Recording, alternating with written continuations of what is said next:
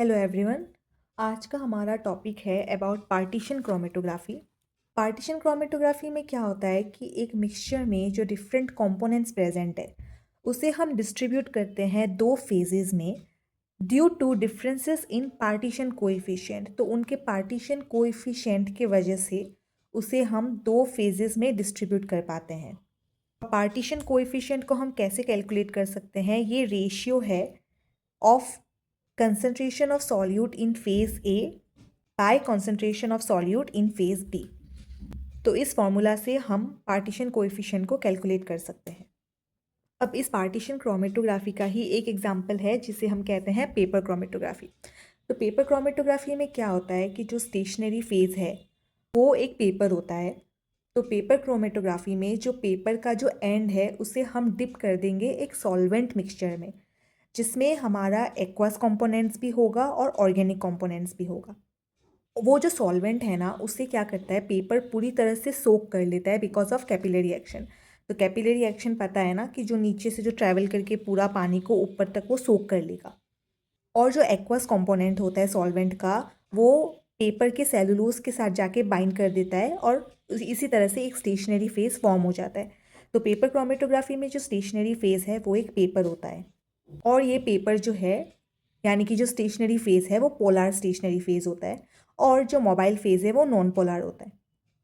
तो हमारा जो सॉल्वेंट में जो भी हमारा ऑर्गेनिक कंपोनेंट था वो क्या करता है, वो माइग्रेट करने लगता है ऊपर की तरफ और इसी तरह से वो एक मोबाइल फेज़ बना लेता है। अब जो डिफरेंट सब्सटेंसेस का जो रेट ऑफ माइग्रेशन है यानी कि वो कितनी स्पीड से माइग्रेट कर रहा है वो डिपेंड करता है कि जो हमारा कंपोनेंट है वो पोलर है या नॉन पोलर है। अब क्योंकि जो स्टेशनरी फेज़ है ये जो हमारा पेपर है ये हमारा पोलर है, तो इस वजह से क्या होगा कि जो हमारा पोलर कंपोनेंट होगा यानी कि फॉर एग्ज़ाम्पल ए जो है उसे हम समझ लेते हैं कि ये पोलर है और बी जो है वो नॉन पोलर है। अब ये जो पेपर है, ये जो स्टेशनरी फेज़ है ये हमारा पोलर है।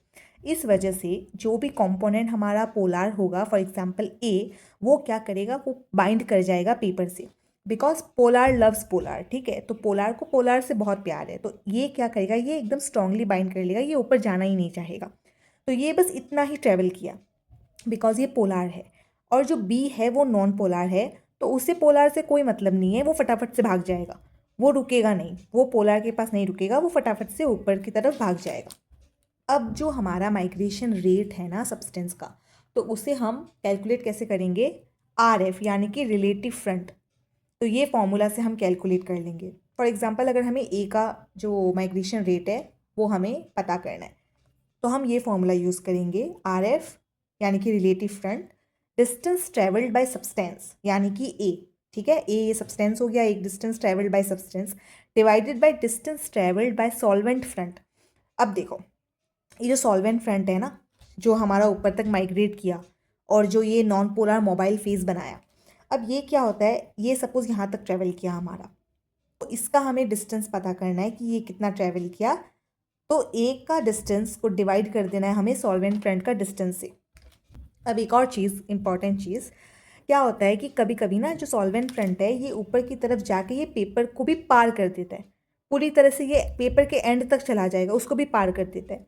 अब उस केसेस में हम जो है रिलेटिव फ्रंट को कैलकुलेट नहीं कर सकते क्योंकि रिलेटिव फ्रंट को कैलकुलेट करने के लिए हमें सॉल्वेंट फ्रंट का डिस्टेंस चाहिएगा। अब अगर सॉल्वेंट फ्रंट हमें पता है इसने ये पेपर का इतना डिस्टेंस ट्रैवल किया, मान लो कि ये पेपर को पार करके चला जाता, तो हमें नहीं पता कि सॉल्वेंट फ्रंट का डिस्टेंस कितना है, उस केस में हम जो है रिलेटिव फ्रंट को कैलकुलेट नहीं कर सकते। So this was all about paper chromatography and partition chromatography. Thanks for watching.